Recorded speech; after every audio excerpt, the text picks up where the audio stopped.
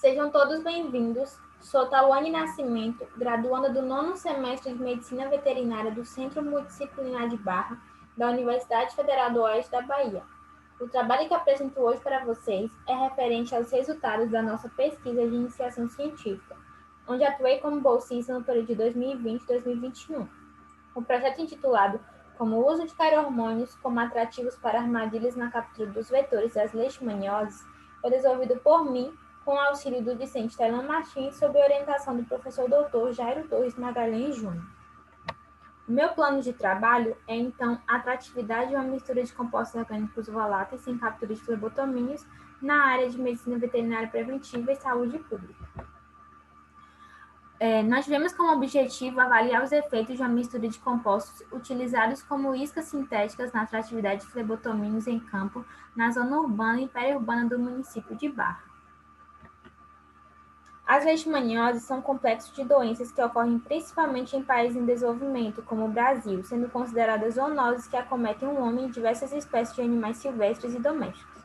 Os flebotomínios são dípteros hematófagos pertencentes à família Piscodidae e subfamília Flebotomini. São insetos holometábulos que possuem atividade predominantemente crepuscular ou noturna, quando deixam seus abrigos para se alimentar. Os atrativos sintéticos têm sido usados nas armadilhas para melhorar e impulsionar a captura de flebotomínios, pois as armadilhas luminosas são inespecíficas, capturando assim outros insetos. Substâncias químicas como o aleloquímico são divididos em halomônios, que favorecem a espécie emissora, carohormônios, que vão favorecer a espécie receptora, e os cinomônios, que ambas as espécies são favorecidas. Trazendo o carohormônio como foco de estudo, então eles vão evocar uma resposta adaptativa, desfavorável para o emissor e favorável ao receptor. As fêmeas, quando vão se alimentar, elas vão ser guiadas por uma pluma de odor produzida por esses carohormônios, sendo atraída por uma diversidade de substâncias emitidas pelo hospedeiro vertebrado, como, por exemplo, suor e respiração. O estudo foi realizado em duas áreas com distância de 1,3 km entre si. Então, na área periurbana, que foi o sítio, e na área urbana, que é o Centro Multidisciplinar de Barra. Foi realizado, então, utilizando armadilhas luminosas do tipo CDC modificado. Foram determinados 8 locais para a colocação das armadilhas, sendo 4 na zona urbana e 4 na região periurbana. As armadilhas luminosas foram instaladas sempre das 6 da tarde às 6 da manhã do dia seguinte, a aproximadamente 1,5 metros do solo, e com a distância mínima de 20 metros entre uma e outra. Essa distância ela foi delimitada para evitar que o atrativo de uma armadilha interferisse na outra. Além disso, foram definidos 4 tratamentos para análise seguindo o quadrado latino 4x4. Então, foram 4 noites e foram utilizados 4 tratamentos. Então, controle com luz incandescente e os 3 tratamentos com a isca sintética, que vai ser falado posteriormente. Essas armadilhas eram dispostas com esses tratamentos e foi seguindo, então, um sentido horário para evitar, assim, um viés posicional dessas armadilhas. Nessa figura 1, nós podemos ver, então, a UFOB e as armadilhas dispostas lá.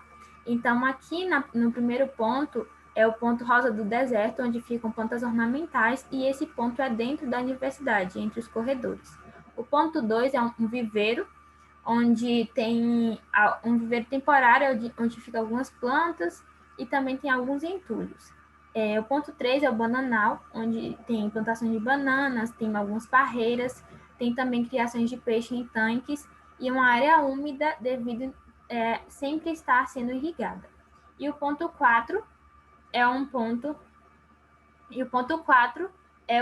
ponto tamboril, onde fica uma árvore frondosa e fica também bastante acúmulo de matéria orgânica.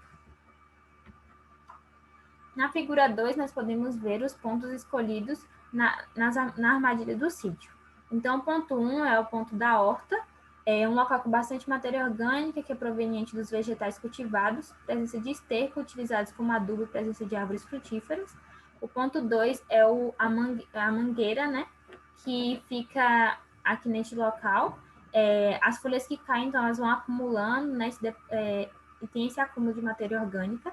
No ponto 3 é o galinheiro 1, onde tem um cajueiro, as galinhas, e tem também, né, essa caída dessas folhas, dessa planta, dessa árvore, e tem também o acúmulo dos dejetos desses animais, bem como no galinheiro 2 também tem acúmulo desses dejetos.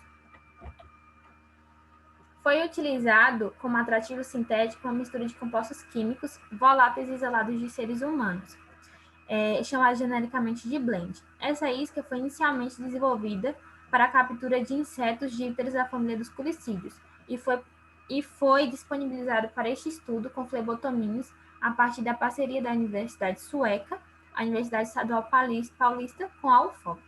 Os tratamentos B1, B2 e B3, eles foram utilizados em 3, então, diferentes diluições. Então, 1 para 10, 1 para 100 e 1 para 1000. Essas diluições foram feitas de blend em hexano e em cada teste foi utilizado 2 ml de cada diluição, disposto aqui nesse vaio. Esse vaio era fixado lateralmente em cada armadilha.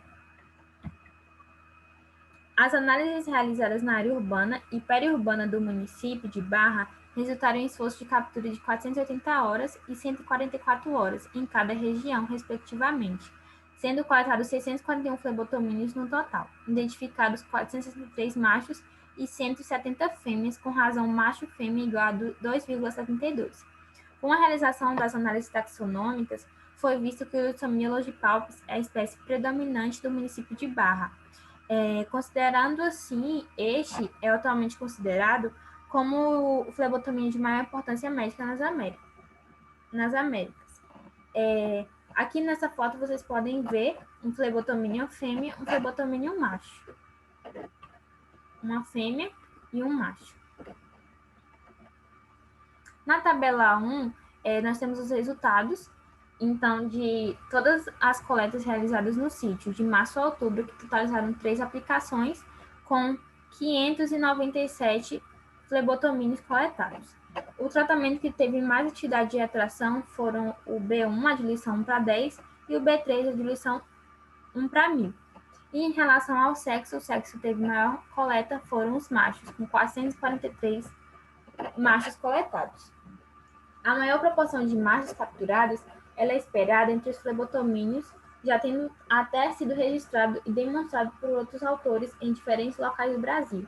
Isso pode ser explicado pois os flebotomínios da espécie Lussamia longipalpis possuem um comportamento de formar agregados sexuais a partir da liberação de feromônios pelos machos que atraem as fêmeas e outros machos para estes agregados. Este comportamento visa a busca de um parceiro sexual para a cópula e acabam impactando no maior número de insetos machos circulantes no ambiente. Já na UFOB, numa coleta entre março e outubro, nós realizamos 10 aplicações. Por ser considerada uma área de baixa densidade, após nossos estudos, nós vimos que na UFOB apenas 44 flebotomínios foram coletados.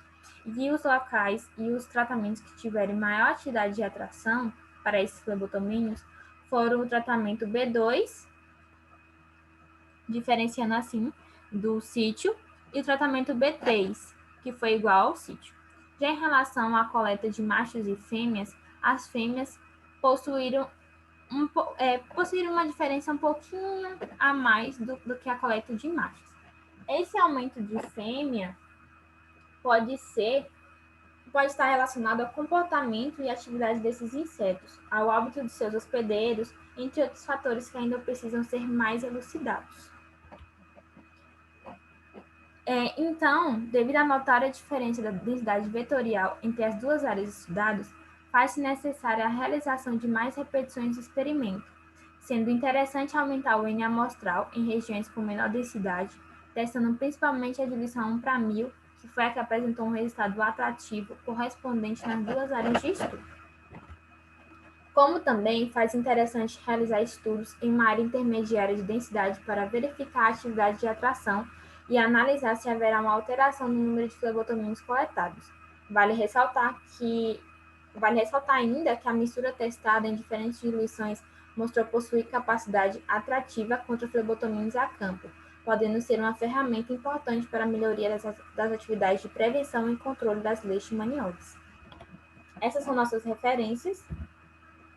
E eu gostaria de agradecer à instituição de fomento à pesquisa CNPq e PIBIC, além da Universidade Federal do Oeste da Bahia. Gostaria também de estender meus agradecimentos às instituições parceiras, à Universidade Estadual Paulista e à Universidade Sueca de Ciências Agrárias, bem como ao meu colega de equipe, Talan Martins, e ao nosso orientador, Jairo Torres. Muito obrigada a todos, tenham um ótimo dia.